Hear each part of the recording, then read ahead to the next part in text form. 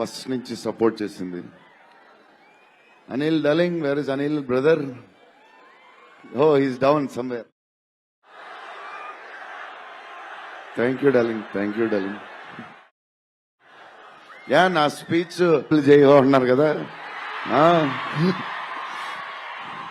ఎప్పుడు ఇలాగే చెప్తాడు అని ఒకరోజు ఎంటర్టైన్ చేస్తా స్టేజ్ మీద, షాక్ అయిపోతారు మీరు అందరూ.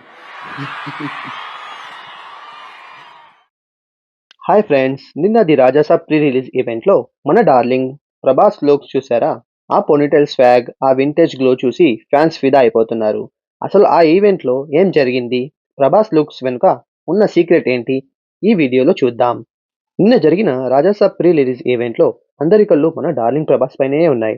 చాలా కాలం తర్వాత ప్రభాస్ ఒక కొత్త మేక్ ఓవర్తో కనిపించారు. ఎస్పెషలీ ఆ పోనీటైల్ చిన్న పిలక లుక్ మాత్రం కేక పుట్టించింది.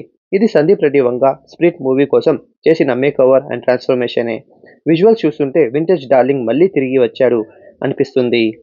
ప్రభాస్లో ఆ పాత బుజ్జిగాడు డార్లింగ్ మిస్టర్ పర్ఫెక్ట్ రోజులు నాటి గ్లో మళ్ళీ కనిపిస్తుంది. చాలా ఎనర్జెటిక్గా, చాలా హ్యాండ్సమ్గా ఉన్నారు.